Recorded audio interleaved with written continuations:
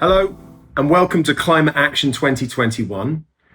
My name is Jude and I am an ambassador for Peace One Day. And I've been working with this organization for many, many years, over 10 years now. And I'm very pleased to introduce James Cox Chambers, who is going to have a conversation with me today on all sorts of issues. It's lovely to meet you. Likewise. Well, let's just dive in, and I would love to ask you why you decided to get into farming. In the mid-'90s, I had a stepdaughter that I took to a school, and it turned out to be a Rudolf Steiner school, and it was situated in Spring Valley, New York, and there was a health food store connected to that school. And I walked in and I saw the produce. I'd always been an organic eater, always. And the produce was off the hook. And I asked questions. Where did it come from? And they said, from this garden, which turned out to be the very first biodynamic garden in America. Aaron Fried Pfeiffer was running from the Nazis, and he came to Spring Valley, which is just west of Nyack, just north of Manhattan. And then they brought the maestro from Switzerland, from the Guteneum, a Martian-type man named Gunther Hauck, who became my mentor. We're completely opposite. He is Swiss-programmed, and I am chaotic. I follow Shiva, the god, right, of destruction and creation. And so, but he became my mentor, and I took his biodynamic training course. It was a year-long course, and I took it twice. Could you tell me a little bit about life on a farm and the different ways it supports the environment? I've had my farm for 22 years, but I took the training course in '94, so I've been at this for 27 years, and I feel like a rookie. Every single year is different. It's very much like an athletic season. Every condition is different. How do you come into the season? Are you prepared? Are you in shape? What is the climate bringing you? And in my training biodynamically, our goal is to make the farm a sustainable organism in and of itself. You have to learn how to improvise.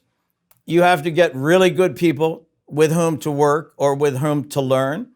And you really have to adjust to climate, soil.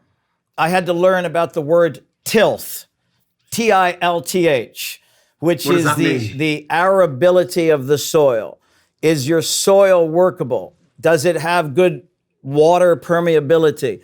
I knew none of that stuff. And so over these 26 years, every year is a new year of learning about erosion, about pests, about crop rotation, because it really is, you want your organism, your farm to be a vibrant member of the community. It's not something clinical.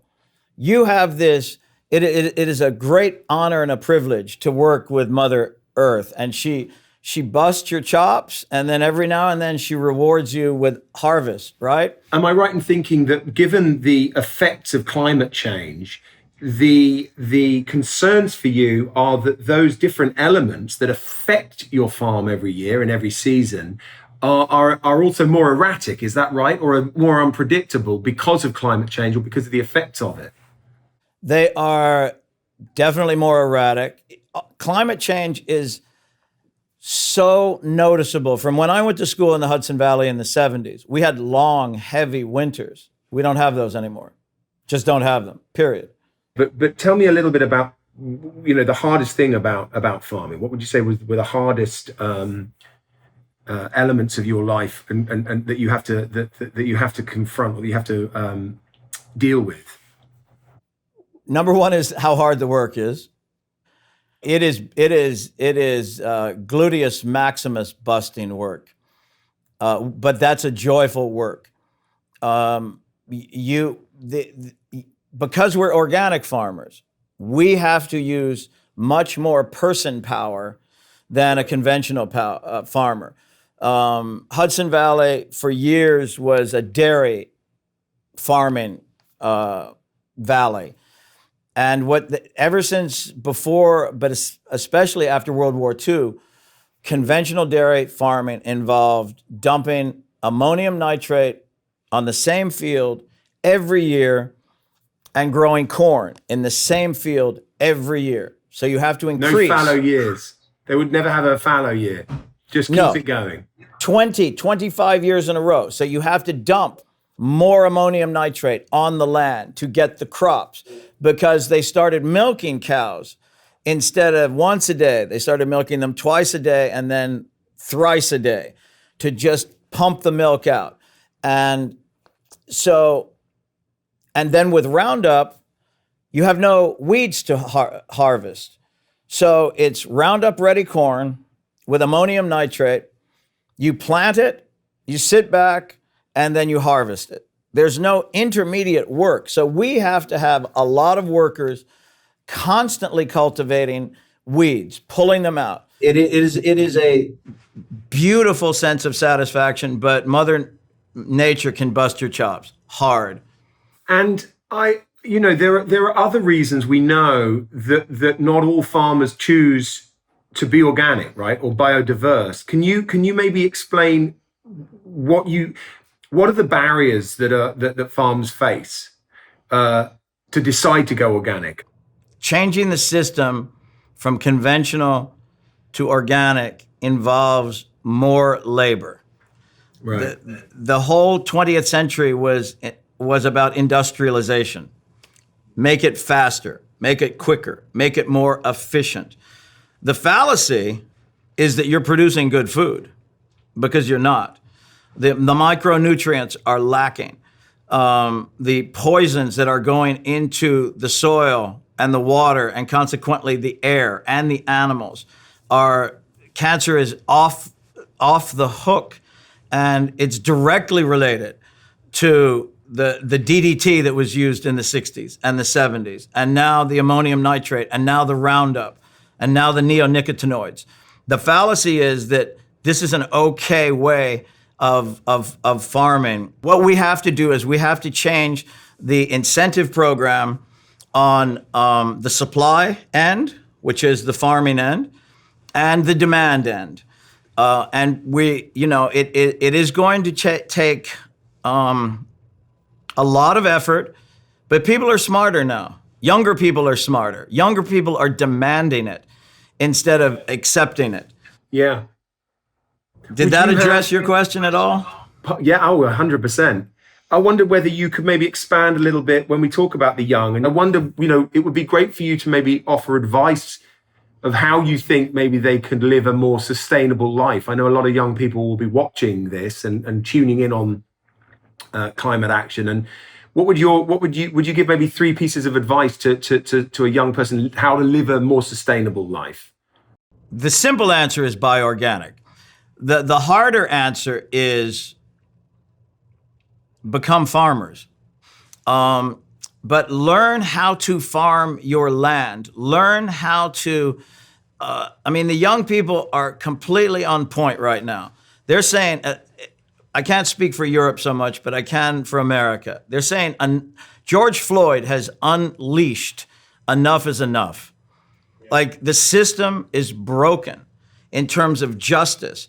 And social justice requires environmental justice. Like, where do they put most of the sewage processing plants in large cities? Like in Manhattan, it's in Harlem on the west side, right? You see it on like 135th Street, that thing that sticks out in the river. The whole thing in Michigan with the lead in the water. Which communities are getting that? It's not it's not Beverly Hills. It's not the Upper East Side. It's not Buckhead, where I come from.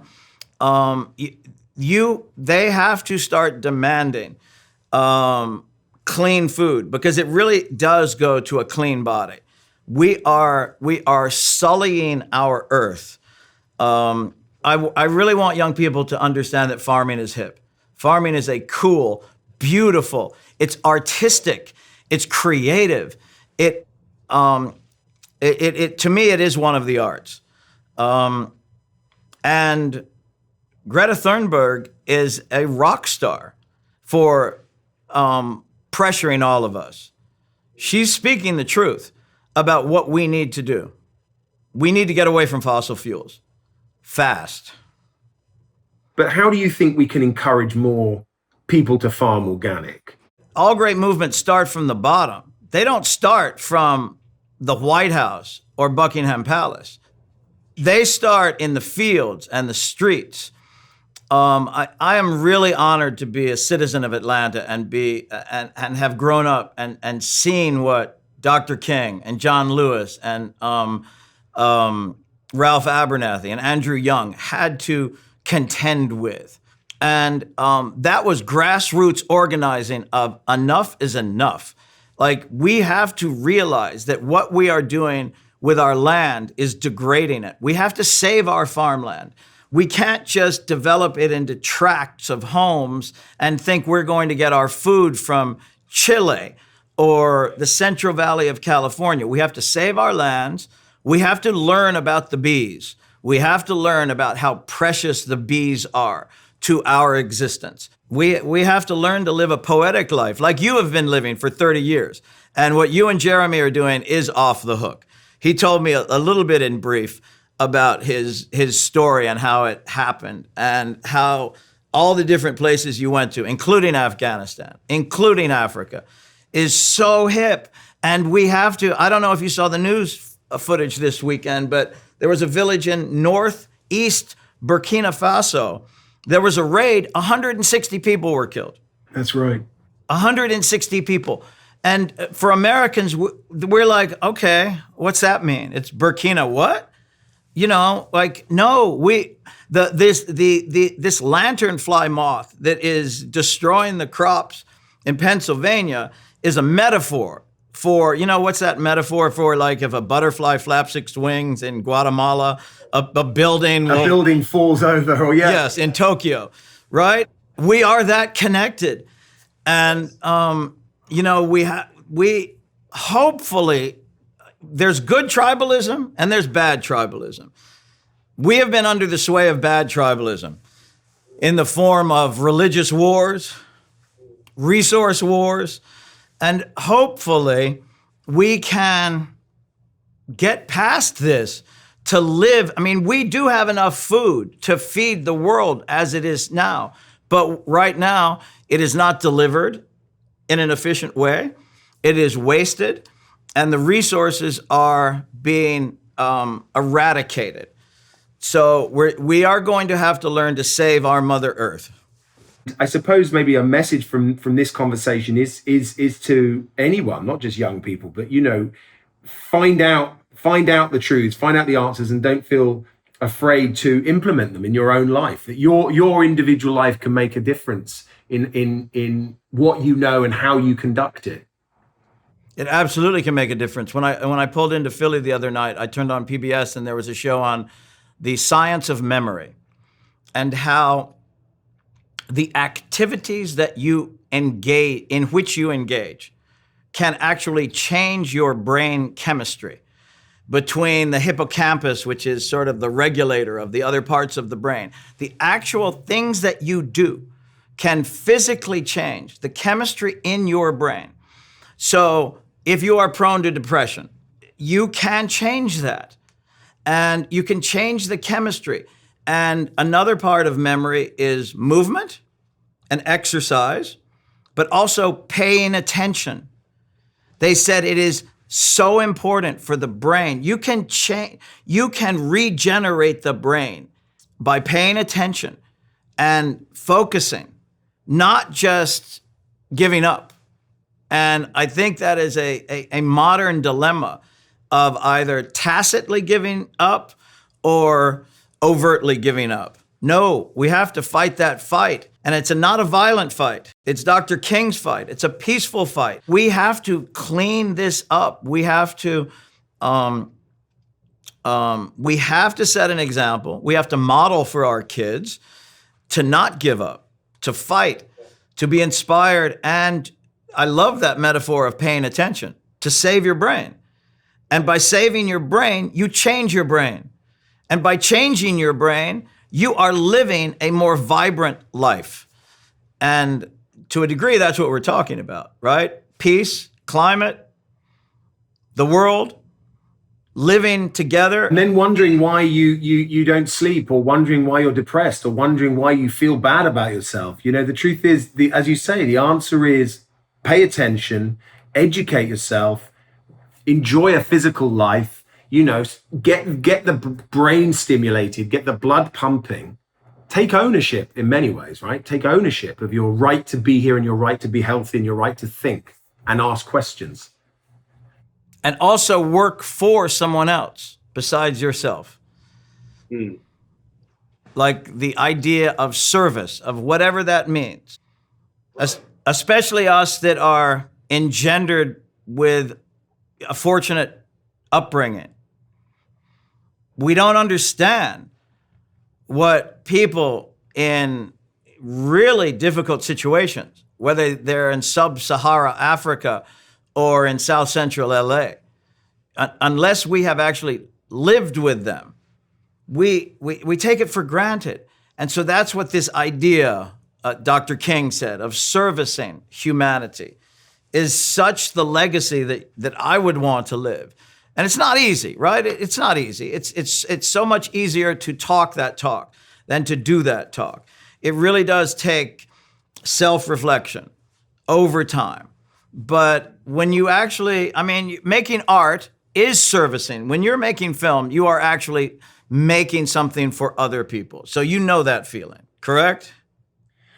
To a degree, yeah. Although, if I'm honest, yes, I agree with you, and I feel like that's an important component to making something. There's a sort of generosity, and also there has to be a sense of offering, of giving something positively. But for me, I've never gotten more of a sense of fulfillment than actually a lot of the work I do with Jeremy, or the stuff I do that you really feel is sort of selfless in the end, you know. So I'm glad you brought that point up. Serving others and finding a sort of generosity in yourself of doing something that you hope may benefit someone with nothing in return. And it's the best joy at the end of the day. Absolutely the best. Yeah. And I'm going to go back to the bees. We need to protect the bees. Tell me a little bit more about that in detail. Maybe give us a little layman's sort of understanding of the fragility of their existence, and also how it corresponds to our existence, and so on and so forth. Einstein said, the famous bug expert, that if the bees were to perish, we would have 4 years as humanity to live, because they are so important in our pollination chain. If they go, the crops that they pollinate, we will have to hand pollinate. And if you've ever worked in a greenhouse, hand pollinating involves taking tiny little Q-tip brushes inside one plant that has pollen produced on the stigma or the style, and then putting it into there's no way that we could produce enough. If we're going to have 10 billion people by the year 2050, there's no way we can do this. And the bees are suffering dramatically. The pesticides that we are using in America, the EU has banned the really heinous one called neonicotinoids. You go into the big box stores here and you see this little annual plant, a petunia or something. It has a little plastic flag that says protected by sustain. It has a benign name, but it's neonicotinoids. The habitat degradation, the varroa mite.